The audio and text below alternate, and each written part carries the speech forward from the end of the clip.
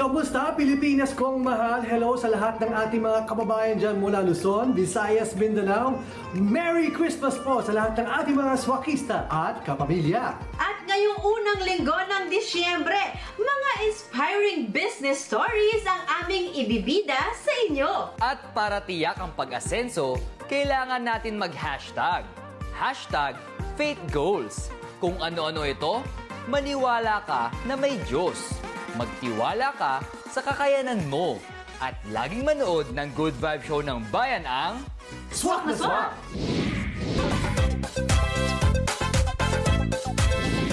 Ngayong umaga, ang mega-inspiring story ng isang single daddy. Ang kwento sa likod ng The Bug's Knife ni Doc. Alamin natin. Silipin natin ang mga amazing obra ng wood carver ng Paete, Laguna. Mga gift ideas ngayong Kapaskuhan ating masisilayan. Negosyong gaganda ka na, ma-achieve din ang kita. At mobile kitchen na dinarayo sa stopover na kapwesto. Swak na swak, ang pampagod vibes ng umaga. Swak na swak, programa ng Pinoy sa buong mundo. Swak na swak, para sa pamilya at barkada. Swak na swak, Good Vibe Show ng bayan.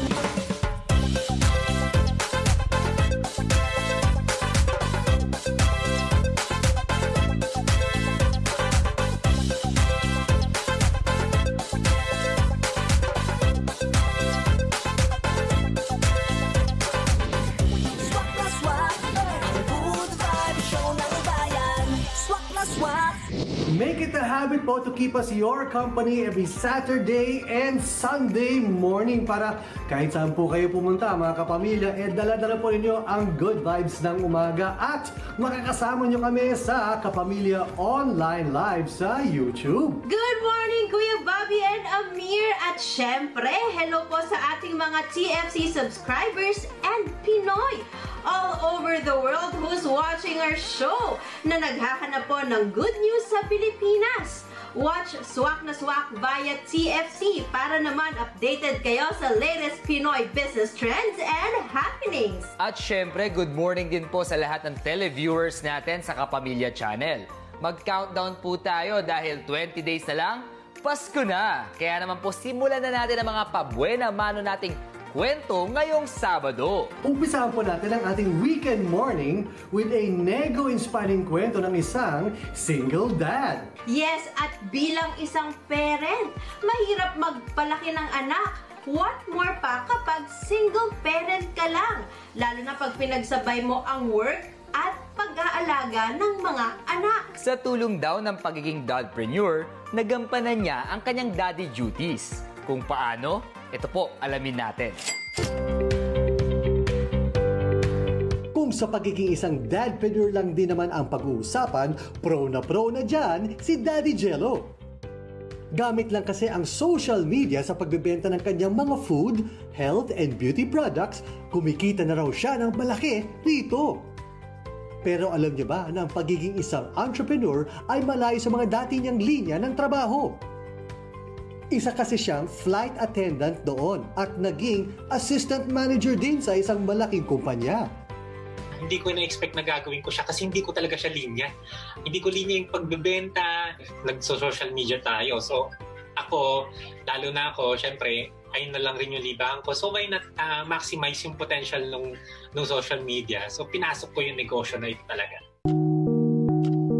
Pero, madali man nagamay ni Jello ang pagpasok sa negosyo, kabaliktaran naman ito ng kanyang pagiging daddy.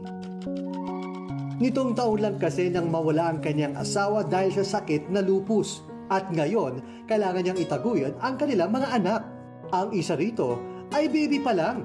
Hirap rin, syempre, nag-a-adjust ka. Lahat, kung dati meron kang katulong, kahit yung sa bahay lang, tumutulong rin yung asawa ko. Yung mga ibang gawaing bahay, siya rin ang gumagawa. Pero nung wala siya, lahat yan bagsak sa akin. So, although sanay naman ako sa mga ganung gawain, pero syempre, iba pa rin yung meron kang katulong.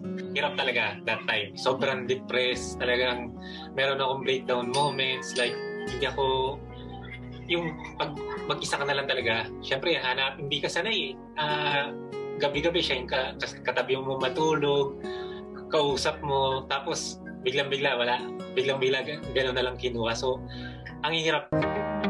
Kasabay ng lungkot sa pagkawala ng mahal sa buhay, unti-unti rin nawawala ang savings ni Daddy Jello. Kinailangan niya kasing mag-resign sa dating trabaho para malagaan ang mga anak. I was jobless, so I was relying on our savings.